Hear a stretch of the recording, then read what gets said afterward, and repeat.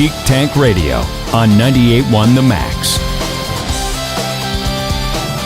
Welcome, everyone. We are the Geek Patrol, and our microphones don't have a stun setting. Today, we're joining you from Herman Munster's Halloween party. I don't know. Doesn't look all that impressive. Did he do anything to this place? No. Put a bowl of punch out. That's about it, man. Well, that's not punch, Joe. Okay. It's one of his it's one of his easiest parties to throw. I will give him that. So, anyway, whatever. Welcome to Geek Tank Radio, everybody. I was up late last night. That's all I can tell you. I'm Joe Thorson here with my friends Brandon Olmsted and Allan Gilbreth, and our buddy Max over there behind the glass, and a special guest we're going to introduce in just a moment. And look, we're weeks away from the Memphis Comic and Fantasy Convention, and let's face it, my brain doesn't function as well. It's all on con. It is. I blame the convention. But speaking of the Memphis Comic and Fantasy Convention, we have really a man who is an anchor, a staple, a institution at the Memphis Comic and Fantasy Convention. Our good buddy, Mr. Robert, the amazing Mr. Robert. Hello, ladies and gentlemen. Here we are once again, ready for Memphis Comic and Fantasy Convention. And, hey, we are always aware that we have new people, that listen to the show. And we should say, if you're new to Geek Tank Radio, well, Mr. Robert, we've known you since 2013. I believe that was the year we started business together. 2011.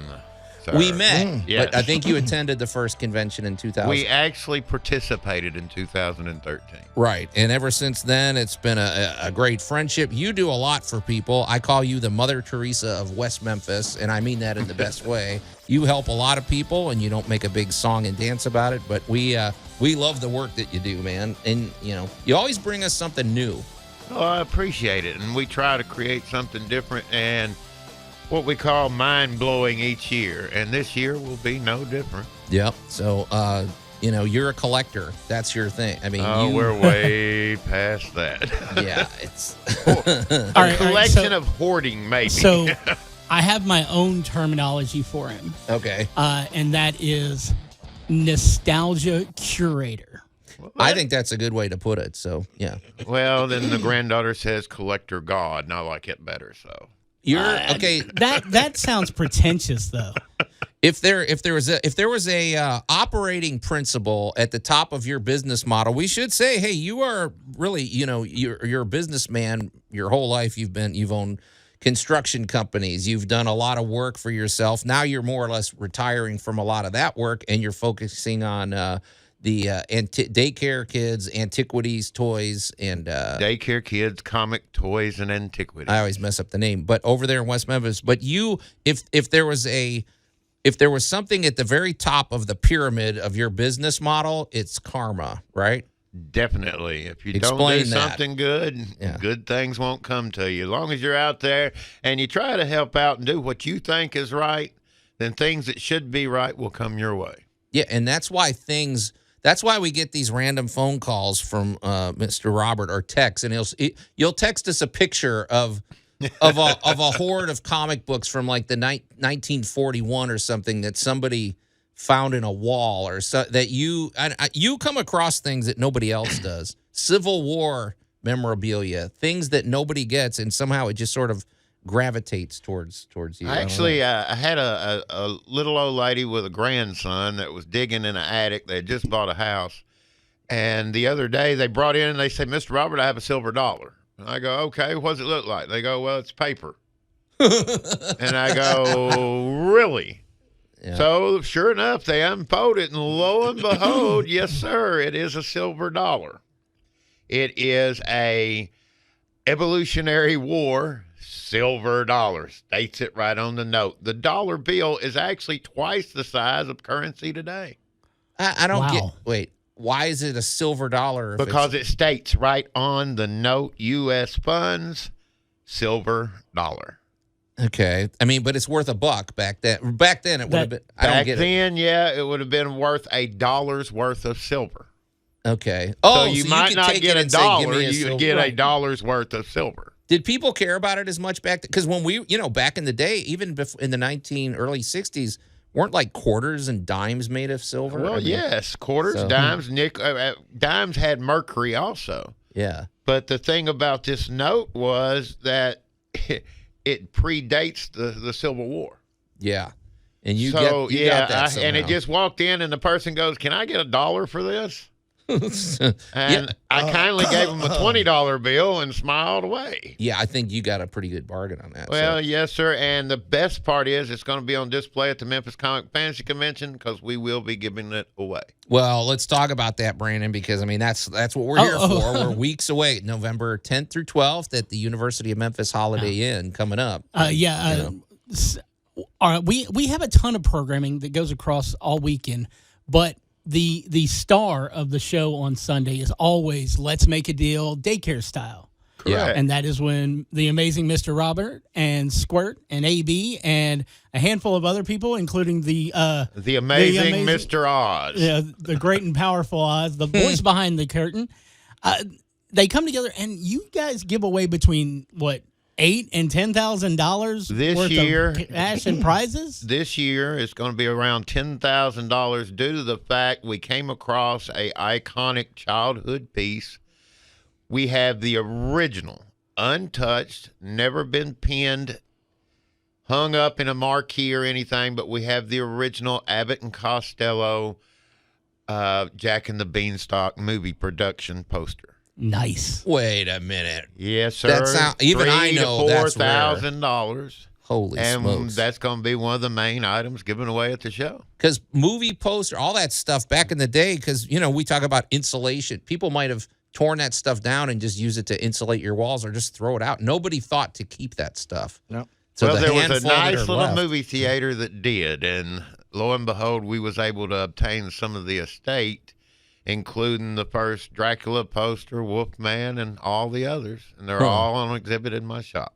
As a kid, those were some of my favorite movies. It was usually, I think, Saturday afternoon. You'd watch the Abbott and Costello movies, or especially the ones where, Frankenstein or whatever. Yeah, Abbott and Costello meets the Wolfman, and the Three Stooges around the world in 80 days. Oh, yeah, absolutely. So, and of course, you're going to have tons of geek things and geek prizes. As always, we'll have a menagerie. So Mr. Robert is going to be set up over at the Memphis Comic and Fantasy Convention, November 10th through 12th, and we're going to learn more about that when we come back here on Geek Tank Radio. You're listening to Geek Tank Radio on 98.1 The Max. Tom Servo is their spirit droid. The Geek Patrol is back. Well, thanks for Joe's. Yeah, thanks for triggering everybody. I don't know. I feel like Mr. Robert's a Tom Servo man. So. I am. I actually have one. Okay, good. So he's I'm sorry, on my side. I would say so, but I've always figured it was Bender. I have a Bender, but a few years ago he was going to appear at our show, and me and Hannah went on a quest and actually bought one. They ran about $600 or so. Acquired a new one. Okay. Hey, welcome back to, you're right, Brandon. We do get sidetracked with these rejoiners, but I'm never going to give them up. Welcome back to Geek Tank Radio, everybody. I'm Joe Thorderson here with my friends Brandon Olmstead and Allan Gilbreth, and our buddy Max over there behind the glass. Our good pal, Mr. Robert, with the daycare kids, and we're going to be talking. We're mixing it up. Brandon had a good suggestion off the air. We're going to shift gears and get to something Max wanted to discuss, and then we're going to circle back and get everything updated about the Memphis Comic and Fantasy Convention with our good buddy, Mr. Robert. But Max, go ahead and let it roll, man. And now, a legend in geekdom. We just celebrated a holiday, right, Max? And this is you and Allan are more or less spearheading this conversation. Correct. Okay, talk to us. Well, this week we celebrated what was called Ada Lovelace Day, and that's a cool holiday. Name. It is. It's meant to encourage women to pursue STEM careers, and STEM, if I'm remembering correctly, stands for science, technology, engineering, and mathematics. Lots of emphasis on that these days. So, but I'm going to correct you, because Ada Lovelace is not actually her name. Oh, really? It gets cooler. Okay, because she was Augusta Ada King, Countess of Lovelace. I like Ada Lovelace better. That sounds more. She sounds daughter, like the lead singer of a punk band. Oh, yes. So. Well, it gets even better because of who her daddy was. Okay. Lord Byron. Well, Let's Max, just who say is Lord Byron? People know the name, but what do we know him for? He was an eccentric romantic poet, and let's just say he wasn't the easiest bird to cage. No. Okay, well, whatever Lord that Byron is deeply responsible for, I don't know, something about a monster, somebody's monster, traveling the world, free love, the whole world, Or the concept of the Byronic hero. Okay. Yeah, a lot of what yeah, you're well, saying is going over my head, so it's okay. All right. How about Yeah. this? When she was 12 years old, she decided she wanted to learn how to fly and began an in-depth investigation into wings, feathers, paper, silks, and other such, and actually published her results in a guide called Flyology. Wait, And give the year. We're not setting the table right. What year are we talking? She That was was born in go ahead. 1815, so Right. 12 years later would have Let's been go. 1828. Okay, yeah. Because, we're talking old. There's not even any photos of Ada Lovelace. It's all There A lot of are. paintings. Oh, there Paintings. are? I very didn't see old them. photographs when she was older, so to say. Yeah. Unfortunately, she passed away at a young age at 36, actually the same age that her father passed away, though she never met him after she was 8 years old, because that's when he passed away around the age when she was 8 years old. But she died around age 36 due to uterine cancer, but we're getting ahead of ourselves. Yeah, because I'm wondering, why is she a legend in geekdom, and why is the STEM program so focused on her? Well, So- let's start with her mother, Miss Okay. Annabelle Byron. She was, if humanly possible, opposites attracted. Because Lord Byron was one side of the pendulum. It was more opposites forced. Yeah, well, It was Okay. like they were attempting to cage the bird, so to say, because it's like, you know what, maybe settling down in marriage will temper him. Nope. that never works, ladies. yeah. Well, So he I'm referred sorry. to his Yeah. wife as the princess of parallelograms Okay. because she was all about education. Okay. So she wanted her kids to know things. She didn't want them to just sit there. And, She wanted her daughter. Well, her daughter already was showing great signs of being basically a genius. Mm-hmm. So mom was definitely on the bandwagon with, let's keep this kid educated. Let's keep this kid together because, like I said, she actually published Flyology at 12. Isn't that something? She's way ahead of the Wright brothers, and she was studying wing designs and everything. She was a So- very inventive woman, quite like Hedy Lamarr was, that combination of brains and beauty. Well, so Max, because we don't have too long in this segment. So what is the connection to geekdom that we're talking here? She's So- considered the mother of computer programming. She, There we for go. all intents and purposes, created the first algorithm. Okay. If she created the first algorithm, it was her mentor, a mathematician by the name of Charles Babbage, that created the first quote-unquote computer way back in the 1840s. I guess I mean, okay, I know what an algorithm is, and I don't know what a mid 1800s algorithm even is. What is that? An algorithm is nothing more than like a protocol. So if I were to walk over to you and just stick my hand out, what would you do? you'd shake your hand. You'd Okay. shake your hand because that is a comprehended, understood protocol. So in mathematics, if you were to say something like, I'm trying to calculate the value of C, so C would equal something. It's a protocol. It's just an understood way of doing it. And what Charles Babbage came up with was, how would you move information at its fastest? And what he did was he came up with an idea that he called the difference machine. And it was a number of wheels that as you turned them, it performed calculations based on the settings. Sounds like steampunk. And It is. And it's important to note that he also that his work went unfinished, unfortunately. But however, it's important to note too that Ada Lovelace's work, while she did a thorough, extensive, translations and interpretations of Babbage's work, it wasn't until after her death of uterine cancer, that at the age of 36, that, well, her work ended up contributing to winning World War II, because with the help of her works that he recently rediscovered, Alan Turing, who's very famous for his work with the cracking the Enigma code, ended up getting inspired by her works and then eventually developing the bomb, which helped win the war because it was called Victory. Ah, Okay. So wait a minute. It's kind of, what do they say? Standing on the shoulders of giants. So she started it's always that way, right? In technology or anything. Right. Somebody starts with a concept and you build on it. So. Well, she invented basically the idea of algebraic patterns. Okay. So in a very simple way, we can say like math tables. Do you do your nines? 9, 18, 27, boom, boom, boom, boom, boom. It becomes a progressive series. Okay. We'll wrap up and have thoughts. parting thoughts about Ada Lovelace Day, which we just celebrated. You're listening to Geek Tank Radio. We're going to take a quick break, and we'll be right back. You're listening to Geek Tank Radio on 98.1 The Max. David Hasselhoff's lawyers are waiting outside. The Geek Patrol is back. This one's on you, Mr. Robert. I don't know what you did, but you can go talk to them.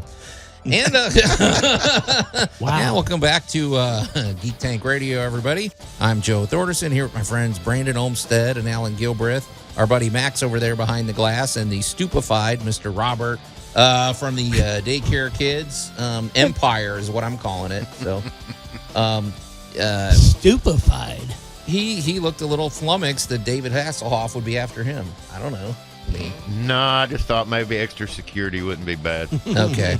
Hey, if you're just tuning in, we've been talking about a few things. Mr. Robert, if you're new to Geek Tank Radio, you're going to learn more about him shortly. He is an institution at the Memphis Comic and Fantasy Convention and Geek Tank Radio. But Max was sharing one of his Legends and Geekdom segments before the break, and we want to have a few parting thoughts about Ada Lovelace Day, which took place on October 10th last week. And it's, I guess, what is it, always the second Tuesday of October? Yes. Max? And you said Ada Lovelace is a tribute. She lived in the mid-1800s, died young, died at like the age of 36, but led the way for a lot of computer science, right? Something like that. So She essentially walked so that the rest of the people like Alan Turing could run. Right. And Alan Turing was the guy that Benedict Cumberbatch played, right? Ooh, in The Imitation Game. That's a really good movie. I'd highly recommend it. Yeah. Brandon just has to roll his eyes at everything. I didn't. That was not a roll of the eyes. That was actual trying not to cackle into the thing. You go through everything through movie references, man, and it's awesome. And you don't. I mean, come on. If I'm not, we filter our reality through. When do you not understand that me saying it's awesome is a compliment? Oh, okay. Maybe good. you should go sit in a corner. All right. Okay, Hey, so if you remember the movie The King's Man, do you remember the woman in that movie? There we go. I don't remember that movie. Yeah, It was the prequel to Kingsman. I never saw any of those. Dude, you so- should totally see it. It's depressing but fun. Okay. is. Depressing but fun. That's like when I listen to the Smiths or the Cure. Exactly. Depressing but fun. Okay. Well, but off the air, Mr. Robert, you said there was something else that struck you about this there's conversation. actually two things that struck me about this conversation, other than the Byron. She would refer to him as a childhood story of the kissing bandit. Now, the second thing, when she was doing her wing studies and everything, she built a suit. she did. And there's actually a drawing that would be considered the first cosplay of a winged bird. Now, wait a minute. Yes, The plot sirree, thickens. it's out there. Yes. Really? Yes. So There are people, several drawings of these outfits. Okay, hold on. The world is coalescing here. Okay, you know why, Alan? You know what I'm about to say. About, I don't know, 4 or 5 months ago, Mr. Robert, we had a great conversation all about in another Legends and Geekdom segment, all about the very first, what could be considered the first convention. And it was, if I'm correct, it was right around this era. And now that you're saying this is all coming into play. People got in costume. It was celebrating a particular novel that was big back in the day. If I'm correct, there was a World's Fair to where some of these costumes were displayed as ideals of flight.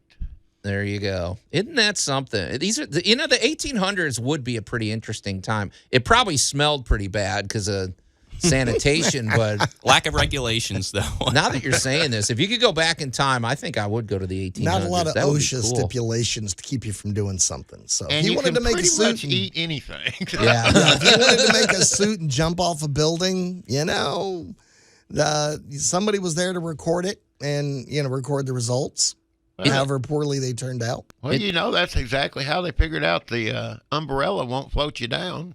Yeah, don't try the Mary Poppins thing. Don't be a Mary Poppins. Max, that's a good one, man. I have to say, I didn't know anything about Ada Lovelace, but now I want to do some research and find out more. So, and that household must have been pretty, let's just say, vibrant. You got Lord Byron, Ada Lovelace. Oh, he wasn't. Lord Byron wasn't around for too long, which is good because he was a very unstable man. Well, let's face it, the kissing bandit stuff, you'd be in prison today if you tried all that stuff, right? I mean, that's they actually made a scenario of it on the Flintstones.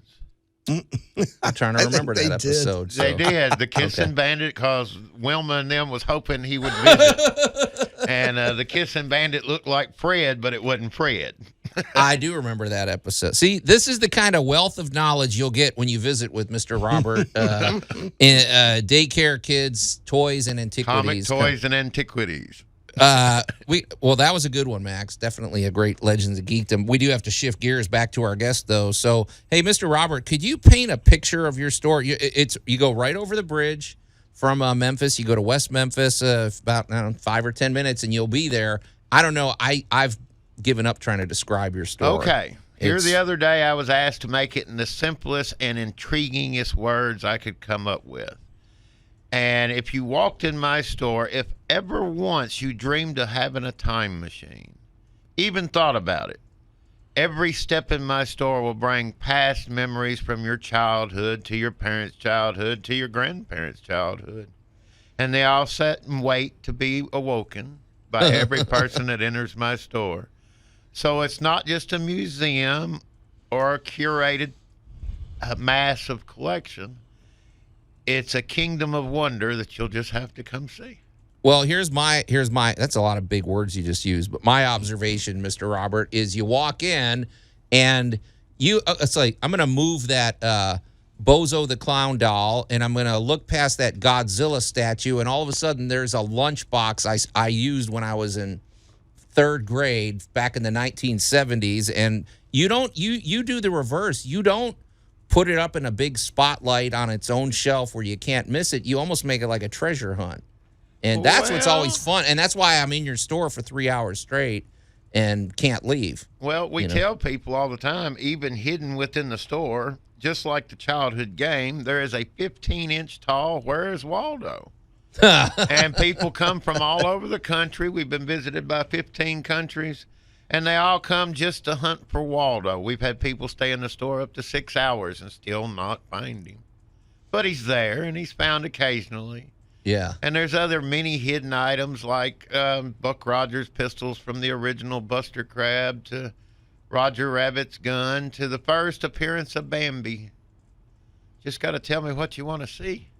Yeah, usually it's a matter of going in there, and it's a what doesn't he have? That's, you have pretty much everything. We're going to learn more about it, though, Mr. Robert, and then we're going to talk all about what you're going to be doing at the Memphis Comic and Fantasy Convention coming up November 10th through 12th. You're listening to Geek Tank Radio. We're going to take a quick break, and we'll be right back. You're listening to Geek Tank Radio on 98.1 The Max. Herman Munster just put his house on the market. The Geek Patrol is back. I think it's because of the party. Well, nobody came. I guess he he's felt done. dejected, so okay. I'm still wondering what's the price. Yeah, as if we know. Offer, as if we don't know who's going to buy. What are we going to find in the walls? Exactly. And welcome back to Geek Tank Radio, everybody. I'm Joe Thorderson here with my friends Brandon Olmsted and Allan Gilbreth and our buddy Max over there behind the glass. And in the house, the amazing Mr. Robert from the Daycare Kids toy. Oh, I don't even like. I'm calling it the Daycare Kids Empire. We've known you since before you had this store. We were talking about your shop over in West Memphis. I feel like we don't want to run out of time today either before we give out. How do people go visit? We haven't given the address or anything. All right, ladies and gentlemen, you can come and visit the Wonder Emporium of the amazing Mr. Robert, Hannah, and Ariana, which is Tadpole and Squirt. You can visit us at 710 Ingram Boulevard in West Memphis, Arkansas. We're right in the Citco Shopping Center. And we also not only have the nostalgia shop, we also have a vintage video and gaming shop with everything from anime to pops to Yu-Gi-Oh, Pokemon, you name it. If it's vintage, we've got it. Yeah, I highly recommend putting your GPS on, only because when you first come in, you sort of pass like you get off on Ingram, but you got to loop around, and you're going to think you passed the place. It's going to try to take you to an actual daycare, which if you park in the parking lot of the daycare and look back north, you'll see us. Okay. True. So, Brandon. Yes, sir. What do you got, Mr. Robert, doing on I mean, first of all, we should also say you're set up in the vendor room with a massive setup that, This year is going to be a little bit different. We've got some things changed around due to circumstances of one of our fellow vendors that has passed away. So we're going to do a little bit of different stuff. I have some vintage pieces that we're going to put on display that will not be for sale, but we will put them on display that he done in his first years. So they'll be on display in our booth, not to count the regular, yes, I will blow you away with everything I put in the booth. Absolutely. So, and like I said, we're going to just change it around and make a little more excitement. We're going to have a few celebrity guests to come visit as usual and hang out with us for the show. Let's make a deal on Sunday. Well, that's what Brandon. Hey, it's like I think he kind of nailed it. I will go ahead and tell you that from the moment that our vendor room opens up, though, if you want to get tickets to participate in Let's Make a Deal, they will be available at Mr. Roberts' booth. Still $1 a ticket? They're still $1 a ticket, actually already on sale. We already have been selling tickets from the shop. You just come to the shop if you want to pre-buy your tickets. Otherwise, you can get your tickets at our booth right at the Memphis Comic Fantasy Convention. You're totally changing the whole script this time around. Oh, yeah. See, we had so many people calling. Since we did the Channel 13 interview, we had people start just sending money. And that's not a bad tickets. problem, man. So, pre-register. We've already probably sold 280 tickets already. Yeah, but you got to come to to MCFC if you actually want to pick up your prize. Yes, you have to be there. You have to be present to win. That's right. But now, do understand you're more than welcome to call in. We will put you live during the show. Well, you play it up, man, and your granddaughters they're show-offs, man. They're like well, they're born at a convention. What do you expect? Right. That's true. They're no more than, I guess what you say, camera glory hounds. They are raised by geekdom. Yes, sir. Yeah, but Mr. Robert, the one noteworthy thing, we talked at the beginning of our conversation about karma and everything, and you have this you don't want to go home with any. You want to give all of this away. This is the reverse of most people. They would try to, it's keep as much as possible. You want to get rid of everything. So it's not hard to win. If you are a blessed person, hopefully one day you can bless somebody. There you go. All right, so that's just the way I see it. I'm blessed. I got a granddaughter that's still kicking and fighting hard. So why shouldn't I share what I'm blessed with? Absolutely. So it's fun, and it's like you said, that's kind of how we close out the convention. You've become the more or less the official closing ceremonies of the convention, you could say. So. I get a lot of people who go, "Hey, we can go home now."